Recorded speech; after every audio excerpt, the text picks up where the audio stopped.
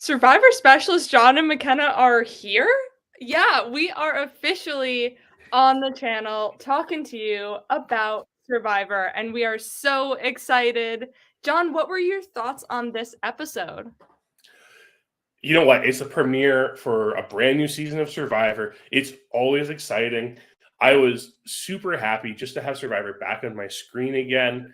Survivor 44 came out kind of swinging. Like this cast, we talked on the Patreon about how we thought like this cast might be. We were right about some, we were wrong about others.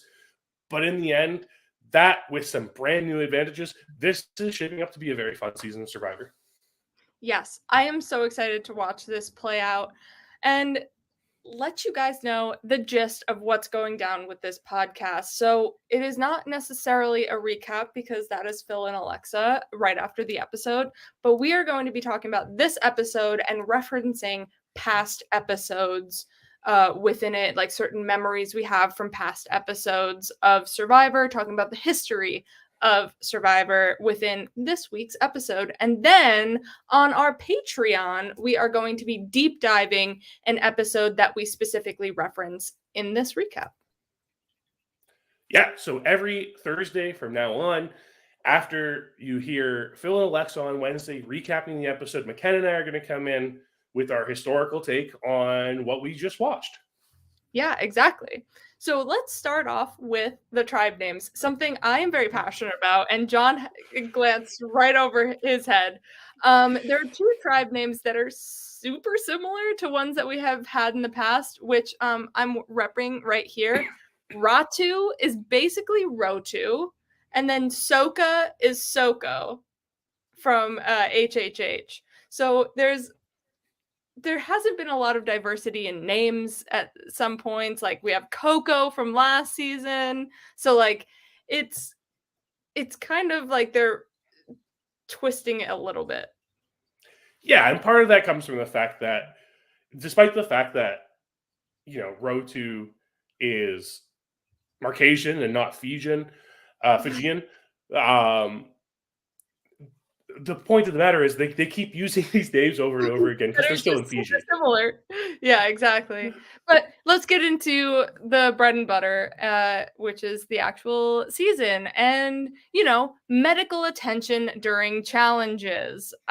So we have had a lot of that in Survivor's past. So let's talk about a big one, Russell Swan just collapsing at the maze because heat exhaustion, which we have seen throughout this episode as well.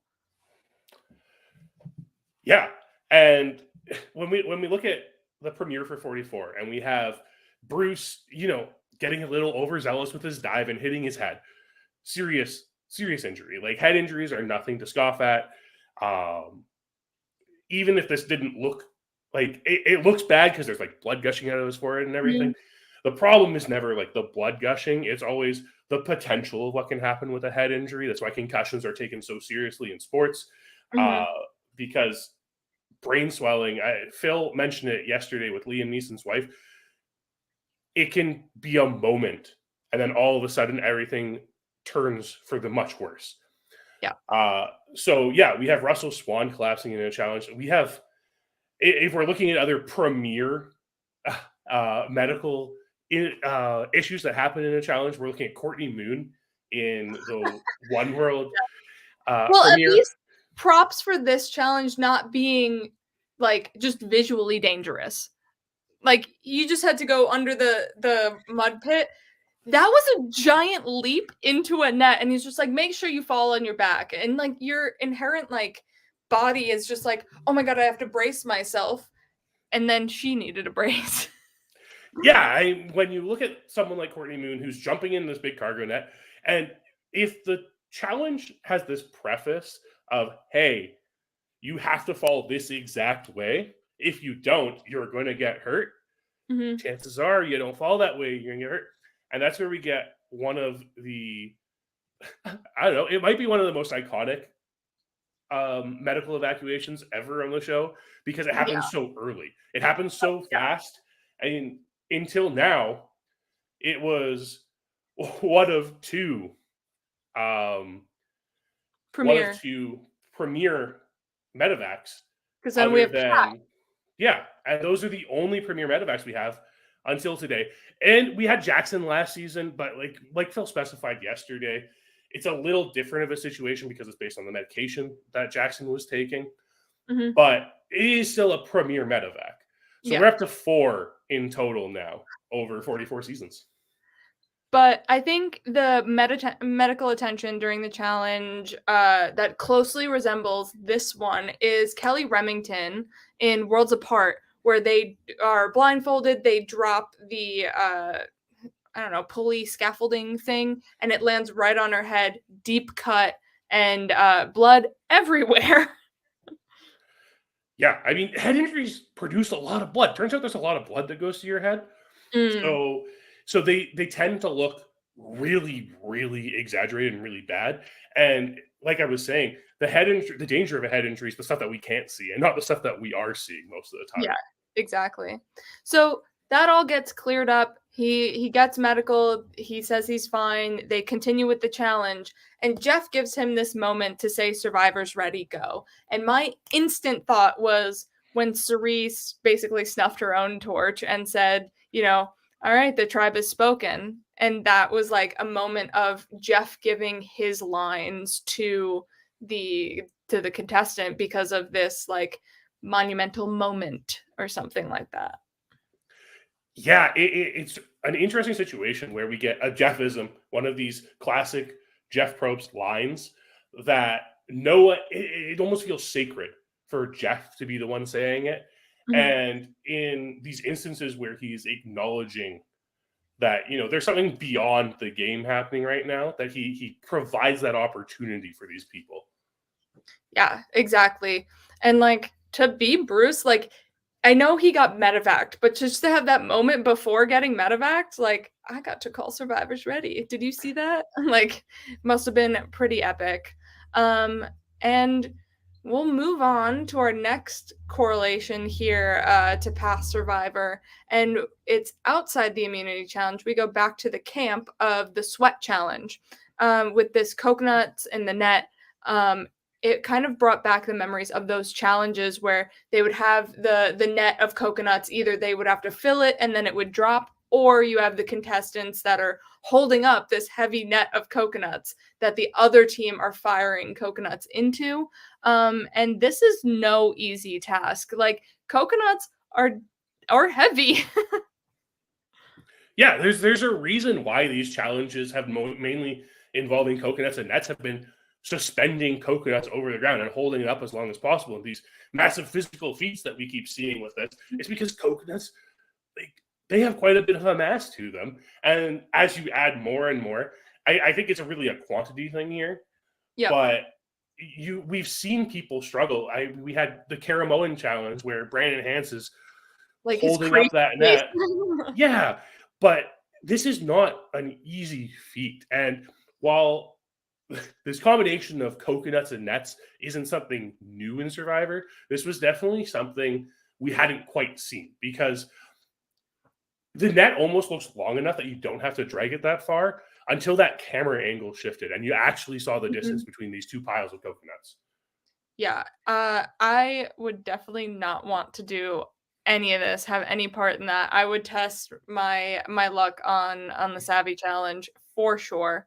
Um, and then now we get to the Bruce medevac. So he's feeling shitty, and he's kind of just almost collapsing, and then medical comes in and is here, and it's kind of similar to some other night medical evacuations with a Bruce. Yeah, I mean, while Bruce from Panama is medevac for a completely different reason than this and isn't concussed but is congested, is probably the best way to put that. This is the second person named Bruce to be medevac from Survivor, and So if if I you're had a Bruce, nickel for every time, let's play Survivor. yeah, like if I had a nickel for every time this happened, I'd have 2 nickels, but it's still weird it happened twice. Yeah, Uh, exactly. as we alluded to earlier, this is the 4th premier medevac with Courtney Moon from One World, Pat Cusack from David vs. Goliath, Jackson from last season, and now with Bruce this season. This is actually only the 15th medevac in Survivor history. That's wild. It feels like they all come in bunches, and we get them all. And it feels like we should have much more than 15. But yeah, this is only the 15th medevac, and 2 of those medevacs are people named Bruce. Well, what are the odds? Okay, so now we get more medical attention this episode because this is the episode of med attention. And we go to Matt next, and he falls off of this cliff. But before he falls off of this, it kind of gave us the visual of John Mish on Exile Island.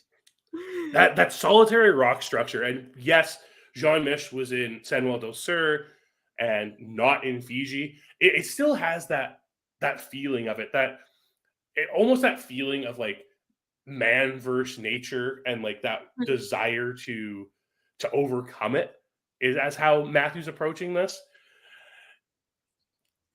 Don't climb rocks on Survivor. Bad idea.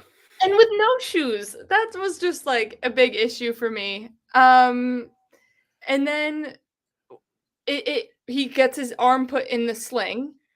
And if you listen to our Patreon podcast, we compared Matt to a Winners at War Tyson Apostle because he wants to be this dad, family man, funny, go lucky kind of guy, which is essentially what Tyson was. And then he gets put in a sling. So maybe he's blood versus water Tyson and is all into his husband. Yeah, it's really interesting. Because especially when we take this comparison of Matthew to Tyson, we were kind of looking more at the personality tropes, and Tyson in Blood versus Water kind of exaggerated that injury to lower his threat level. I mean, whereas he could. Worked, right?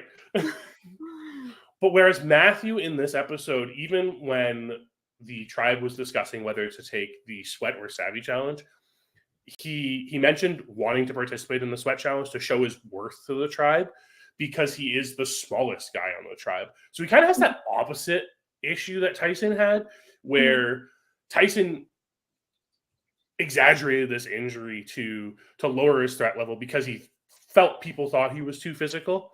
Whereas Matthew, it's almost more of a detriment to Matthew. And I wonder if he can frame it more so that it does become his advantage like it was Tyson's. Well, I mean, let's see if he can use this injury a little bit further, kind of like Tyson did, to forward his game. Be like, oh, I'm not gonna win individual immunity. My arm, it hurts. And then like socially, I think he's pretty good socially. Move forward through the game. Yeah, it's one of those things where depending on how much Matthew wants to put emphasis on it, because like he does, based on what he said with that sweat challenge, it does feel like he'll want to pull attention away from it. But at the same time, he's still sitting out of this immunity challenge coming in. Yes, exactly. And then just a tiny moment that appears that like spoke to John and I's little heart is they say bamboozled. They do. Obviously, it gets us back to good old Richard Hatch. Yeah, it's weird how these certain words have these like triggers for you when it comes to Survivor. Things like ruffle feathers and things like that. They just harken back on these iconic moments. And when Jamie is off with I believe she was with Kane at the time, and they were looking for this. They were looking for this key for the bird cage. And Jamie just says she doesn't want to be bamboozled. It just harkens back to that moment in All Stars where Hash just exclaims, "I've been bamboozled." Like, of all the words to choose there, bamboozled just sticks out so well. And you have to think the editors know that the hardcore Survivor fans are going to latch on to that exact word. And here we are talking about bamboozled.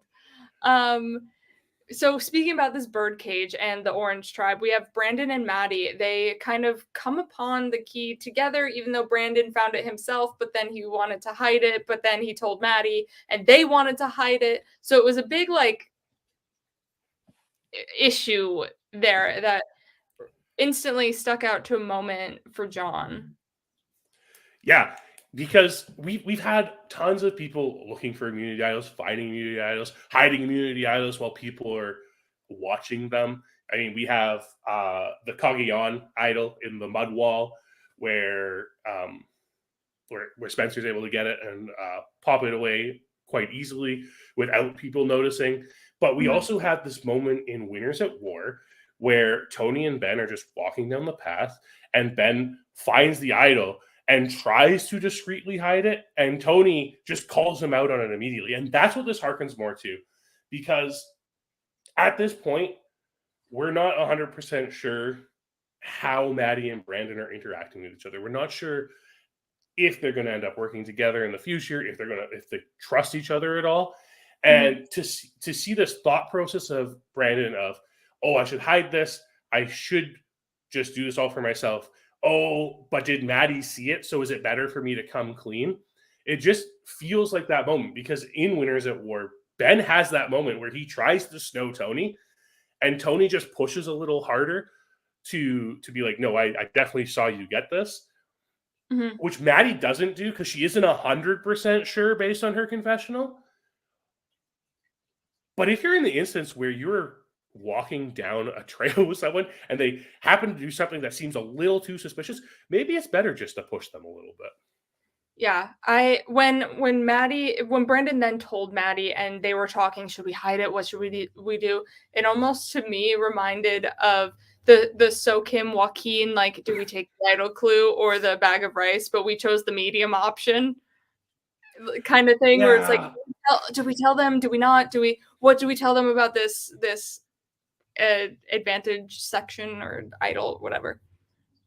Yeah, it's one of those dilemmas in Survivor, right? I mean, the best Survivor players will tell you never tell anyone about an advantage you have. And we kind of see why in this episode. There's so many parts of this episode that harken back on that old adage of don't tell people about your advantages. But we're also living in this new era where advantages just seem to be out in the open all the time. And everyone is telling everyone about their advantages, which it's really weird with these contestants on 44 when they would have seen 41 first, so they know about the knowledge is power. Mhm. And they would have seen most of 42 before going out. So they probably knew about the knowledge is power there. So they probably should suspect that that's a thing. Mhm. Yet they're still out here talking about their advantages out in the open. Yeah. Well, speaking of a place you can get advantages, Shipwheel Island, or is it even Shipwheel Island anymore? I don't know, but we're still going to be calling it that. It kind of the closest we could relate it to is Ghost Island because it is very separate this iteration from the original Shipwheel, where like it was more of a journey to like talk with other people, strategize, get to know other people from other tribes, maybe create that Taj, Brendan Exile Island, alliance thing that they have going on there. Like it's less of that and now more of a game of chance, which was Ghost Island. You could play a game, you could not play a game. Yeah, the real interesting thing about the Ghost Island comparison is that with Ghost Island, you had to smash an urn, Mhm. but production essentially decided when they were putting advantages into the game with that one. Yeah. Because Summer said you don't get a play, Summer said you did get a play. Mhm. Whereas with this one, production has made it so people lose votes. Production seems to love people losing votes nowadays. And Mhm. to be fair, it does make very interesting dynamics in these six person tribes, because it makes it a lot harder to rally numbers. Even watching last night and seeing the tribe trying to navigate how to vote with six people, it's harder to get a majority in a six-person tribe, and it's much easier to split the vote. So having these people um, lose their vote so freely is that interesting production choice, where that's kind of where it's really comparing to the Ghost Island of it. I feel is productions like, hey, people losing votes gives us entertainment, Yeah. and at the same time, it's like we're forcing this on you now. We are forcing you to make a decision, and at the very minimum, you are either losing your vote or gaining an advantage. Yeah, exactly. Um, I I find more of the drama in this 3v3 that they already have. Like that I feel like it's kind of worse than that's why Ghost Island has not appeared again. Um, that they're doing it this way where you have to lose your vote because then you don't see where anybody stands. So we don't Mhm. see where someone stood because they can't vote. They can talk to anybody all they want and say, "Oh, if I had a vote, I would have voted with you, blah blah blah blah blah." But we won't know until they're able to vote again. And I feel like we get more drama if they choose to lose their vote, if they would choose to take a chance in the bag, or if it was, just a 6v6 and they weren't forced to lose the vote. Yeah, it's really where it differs from the last three iterations we've seen of this. Of Mhm. course, we had like the prisoner's dilemma in 41 and 42, and then last season we had The cards. the cards and the All the wager and like discussion, yeah. yeah. I So like this that time, iteration the most. Last last season's season's, with, like, "Hey, I'm on the bottom. This is the talks in my tribe. I could really use this. If you do me a solid, I'll do you a solid back." There's, like, more of a communication and a secret alliance that could be formed with that, and I think it creates more drama relationships, I I they knew there were 2 other people on other tribes that knew about an advantage that you might have, so, like, mhm. I feel like it provides a lot more entertainment if they're going to keep doing this Shipwheel Island. I think it needs to be the cards where they can talk about it. The other thing that's really relevant about last season in comparison to this is last season we saw that the number of people who risked their vote changed what the advantage was. And Mhm. what it seems like this season is that each path had a different advantage. Now, we don't know what the path down Matt's trail or what the advantage down Matt's trail was because he just lost both of his votes. But we do know that the other two paths had two separate advantages. And when you're building the game that way, what is the intention? And that's the big question here is what is the intention of production to have these different advantages? Because then it's this game of chance, kind of just like what path you happen to walk down to determine not if you're getting advantage, but which advantage you have a possibility of getting. It's also always been one advantage is up for grabs. Exile Mhm. Island, one idol, Ghost Island, this specific game led to this specific advantage. The ship wheels, you all risked your vote for an opportunity to get this one advantage. Like, it's always been one advantage. So I feel like I'm worried about how often they do this and the stakes because Mhm. I know you're gonna correct me on the math here, but, like, it could come down to a 50-50 shot of getting an advantage if you lose your first vote, and, like, you have a higher chance of getting this advantage. If they want these advantages in play, just make an easier way to get I don't know. It's just a lot of there's gonna be a lot thrown in the game and not a lot of ways to thwart it, because we saw 2 out of 3 people get advantages. Yeah, and it's really interesting that we got the different result for each of the three people who went down this path, right? Mhm. Where we had the result of someone lost both their votes, someone lost a vote and gained advantage, and someone got the advantage on the first go. And it's this balancing act here that makes it really hard to determine what the intention of these paths are. And you were talking about the frequency of this visit because we've seen it now three previous seasons, and none of them have had the same number as far as we can tell. Based on the edit, like 41 had more frequent visits, same with 42. 43, it seemed to only have a couple of them. Mhm. So is this something that happens once in a while? Is this something that's going to happen all the time? Is it something that's going to happen determined based on like how many people are on each tribe at a specific point? There are Yeah. so many questions I have about this that we can't really get answers for without someone directly telling us what the thought process is. So maybe Jeff Probst will enlighten us a little bit on that. Yes. But one of these advantages seems pretty We've familiar. seen before. Yes. It wasn't called the bank a vote. It was called just an extra vote, but with a stipulation. Lauren Rimmer had an extra vote where she could not vote at a tribal council, and that was then her banking her vote. But now it's just now it's just a new name. A logical name, bank a vote. It makes sense. That's exactly what you're doing. I really like this idea for an extra vote. I know there was a lot of talk on Twitter after this vote was revealed about whether or not this is a powerful enough advantage based on the sacrifice you have to make of losing your vote. But I think that's what makes this advantage so interesting is you have to weigh those choices. We were just talking about how everyone has to potentially lose a vote with the way this Shipwheel Island works.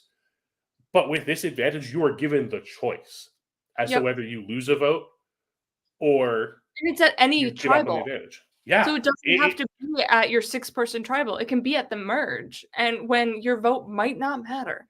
So it could go in discreetly. Yeah, and that's the most interesting thing about it is there are certain points where I think it's acceptable to lose your vote in order to gain an extra vote, but you have to be in a really good position. I think Lauren took a huge gamble here, but she had the advantage of having told her tribe she already lost her vote. That's crazy. Both Laurens had this advantage. Yep, that is another correlation. But McKenna, Alright, so remind us you're what Lauren, happened you in can vote. McKenna, remind us exactly what happened in HHH with this advantage. Basically, you just went up to the voting booth and was just like, "I'm not gonna vote. Okay, bye." And then I don't know if I think she put the parchment in her bra or something like that. Um, and it was basically the bank vote is just, hey, don't vote at a tribal council, but it wasn't in play in the pre-merge. It was in play in the Mhm. post-merge. So that automatically gives you a little bit more freedom to choose when to play this because say you're on the bottom of your pre-merge tribe and this vote could sway everything, but you have to put it in play the tribal council before. Mhm. So it's like, how and when do you use this in the pre-merge? Yeah, this advantage requires a lot of forethought. How Well, did she Lauren told them. leverage it again? She, Rimmer? Yeah.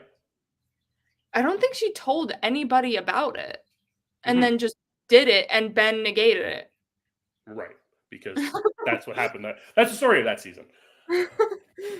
Um, yeah, I just think I like the mechanic of this advantage, but I like it in the post-merge a little bit more. It allows you to utilize it a little bit more than, like, Lauren could be voted out tomorrow, and then we never see this advantage through, which honestly could be a good thing depending on how often they go to this island and how many advantages are thrown around there, but Yeah, it's interesting putting an advantage. I feel like a lot of people feel an extra vote is a pretty weak advantage, but in a season where you're starting on a 6% tribe and we're living in this new era of Survivor where we haven't seen a swap in the last 3 seasons. Mhm. So we can assume we're not getting a swap again this season, Yeah. and if that's the case, this vote holds a lot of power. Mhm. Yeah, especially for Lauren, who kind of does not seem on top. It's yeah, it almost holds the same amount of power as the seal vote in Edge of it or in what is that season we don't talk about Island of the Idols, Gotcha. right? So Where there was that split and the seal vote could just be leveraged mhm, so heavily in order to swing things that way, and that was yeah. with an 8-person tribe if I remember correctly. Mhm, So going down to 6 and now 5, that's a lot of power Lauren has there. exactly. And she might swing and a miss, but who knows if she like maybe tells someone she has an advantage because she did keep it a secret. But Matt knows, and I think everybody else knows that she is fibbing about her visit. We'll talk about maybe in the next Yeah, episode. But yeah, get to this immunity challenge. All right. And we have a heat exhaustion little medical call here. So obviously, plus the other two medical calls, we could not talk about this episode of Survivor, and it is the co-wrong episode 4, where everybody dies. yeah. I mean, this is one of those things where Survivor has such a hard job to manage heat because it's one of those things that they can't really control. You can't control how hot it's going to be while you're filming these things, and you can keep everyone hydrated as much as possible. But like, there's some onus on the contestants and on the castaways themselves to keep themselves hydrated and everything.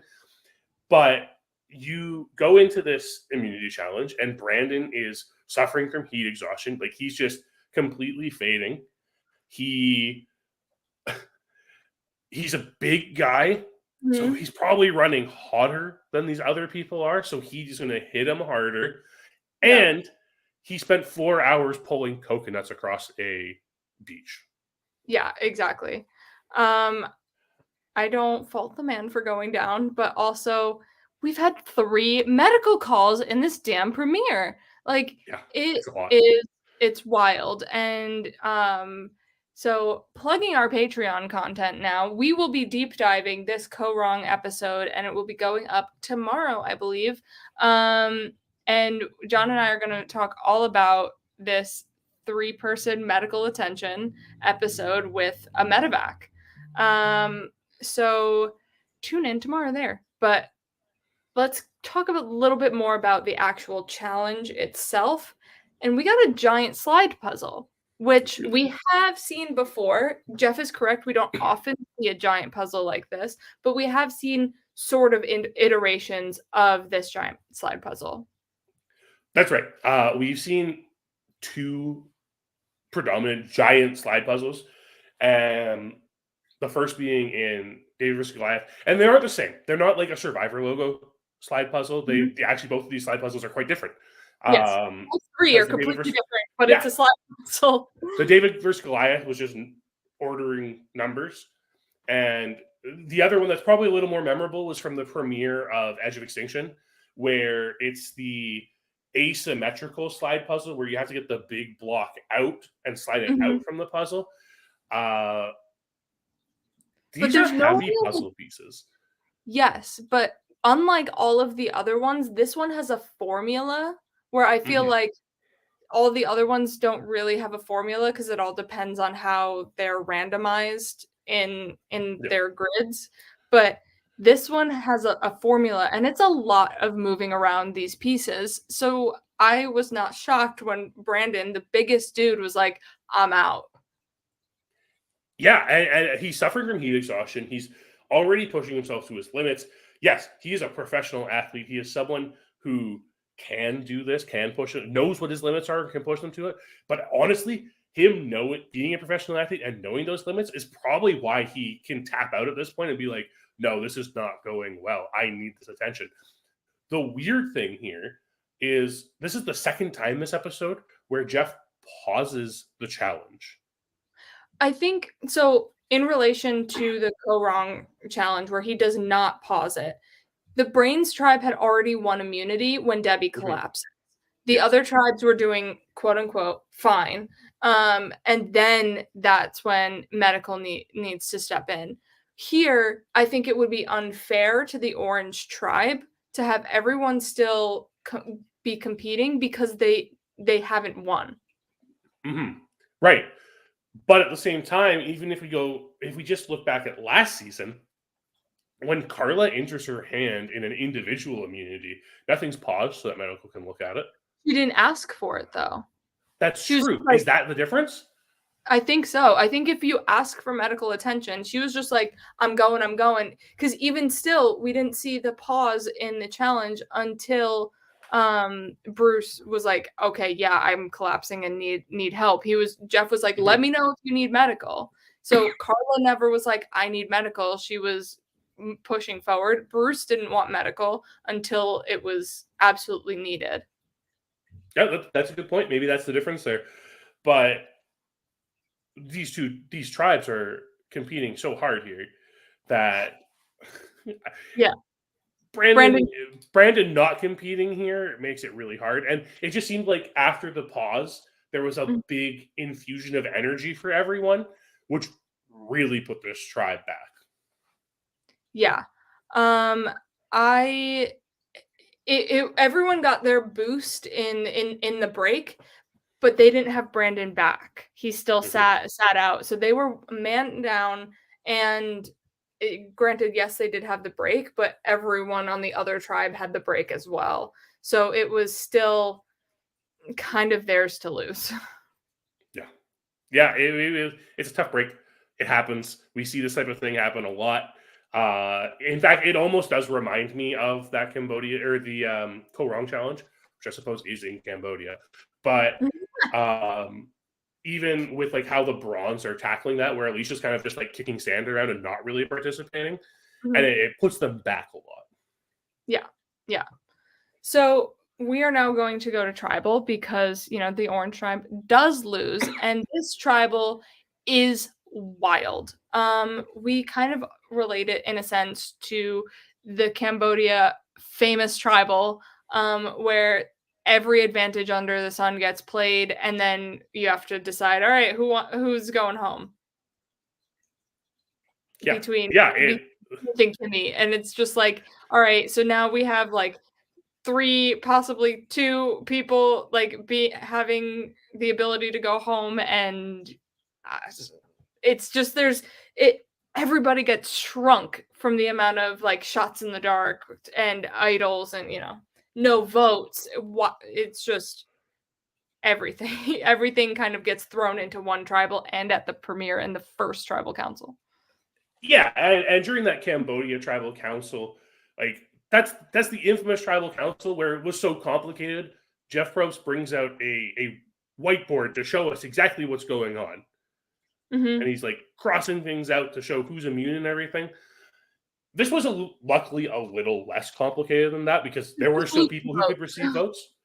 Yeah. Um, but I don't know. It almost does feel like a mini advantage getting right, Yeah. where we have this cascade of advantages, and everyone has to play them at that time. Right now, that being said, the difference here is these aren't expiring advantages; these are advantages that can last for the entire game for the most part. Shot in the Mhm. dark can be used until final 7.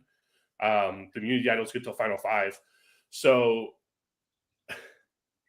it's interesting to see this happen. I don't know what I really want to hear from Jamie in What exit made press you when we get wanna to that point. play? What promoted her to play this shot in the dark? The first Exactly. successful shot in the dark, I might add. I It mean, didn't negate checked any on the bucket votes. list, but Didn't negate any votes, but it did stay safe. Um, and then why did Matthew then also do that? Did Matthew do this because he knew the numbers were on Brandon and he didn't want to personally vote out Brandon? So he just used this as a way to abstain from voting? Is maybe this is because this he shouldn't have felt unsafe in this moment. but maybe he did. Maybe he thought his injury was something to be worried about.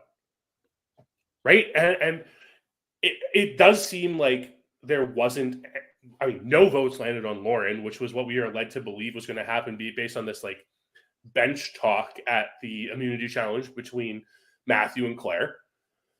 But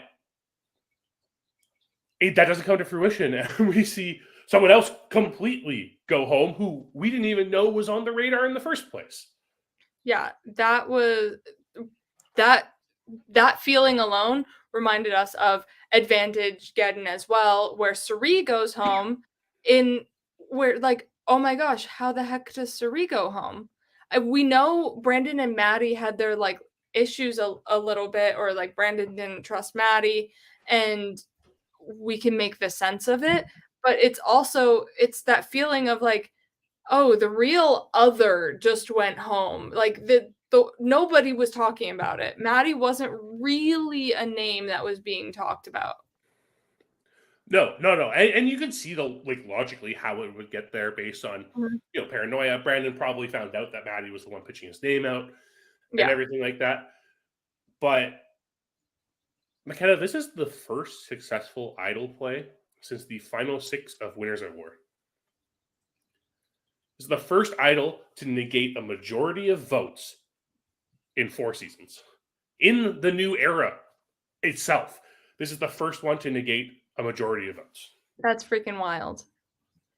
And it negated 2 votes. That's wild. Also, I believe I want to say also negated 2 votes, but we were talking there was another idol play in a premiere episode, Redemption Island, Christina Kell, who Mhm. she played an idol because she thought she was on the bottom. She did negate a couple votes, but it was not the majority of votes. And that was another idol play in the premiere. Like, people playing advantages in the premiere is just wild. I understand Brandon's, thought process because holy crap, all these people are playing advantages. Well, might as well stay safe. I think it even goes beyond that because I actually think there's a little bit of I actually think there's a little more of correlation between Christina Cal and Brandon here because Brandon's idol was completely public. Everyone knew he had it, right? Mhm. And if I recall correctly, it's been a little while since I've watched Redemption Island, but everyone knew Christina had an idol too. I'm pretty sure. So at that point, Matthew said it in this episode, the power of Brandon's idol is lost a lot in people knowing about it. And again, it goes back to everyone, don't tell people about your advantages because Yeah. people will be able to either use them against you or negate all the power from them. And that's what we have here. So Brandon playing this idol, it feels more like him saying, everyone knows I have this anyways.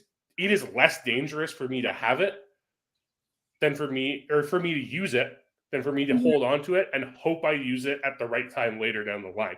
Because as Oh, long as I have this, everyone's going to want to blindside me. oh, yeah, exactly. And well, now he doesn't, and the blind side was attempted, and he succeeded in getting out his target. But Yeah. that's pretty much all we've got for this episode in Past Survivor. John?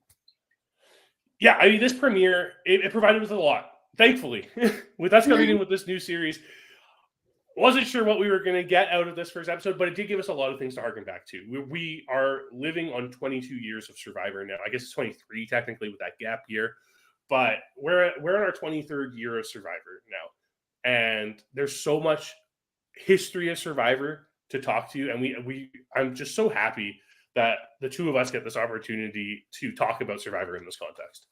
Yes. Yes, me too. I'm excited for what this podcast holds. And tune into our Patreon. John and I are going to be discussing Co-Wrong and the Medevac episode. Yeah, that's right. So tomorrow in your Patreon feeds, you for $10 and $20 patrons, you should see mine and McKenna's discussion of Co-Wrong episode 4, that infamous medevac episode where we see medical staff everywhere. It kind of changed the way that medevacs were kind of viewed in Survivor. Mhm. But in the meantime, become a patron so you can listen to that podcast. That's at patreon.com/survivor specialists. Like and subscribe to the videos. And that's the big thing. You join Patreon, you join the Discord. I'm there, McKenna's there, Phil and Alexa are there. Lots of conversation going on about Survivor all the time. Tune in on Monday at 7 p.m. Eastern for Phil and Alexa's power rankings with Brendan Shapiro this week. They're working really hard to make sure they have a guest for every single power rankings this season. Mm-hmm. Phil's after show already up on the Patreon, so you can give that a listen to for those $20 patrons. And of course, if you haven't listened to the pregame content from Phil and Alexa, especially that new era discussion with Peridium from last Monday, give that a listen to. Phil and Alexa will be coming to you after the episode on Wednesday. Oh, and it's a really good time to become a patron, not just because you get to hear more of us, but it's the first week of Survivor. power rankings are starting. The power rankings game starts this week. You have to get your first power rankings in by the time the episode airs on the East Coast on Wednesday. Now is the perfect time to become a patron. Join up, everybody. Become a patron. And John and I will see you next week.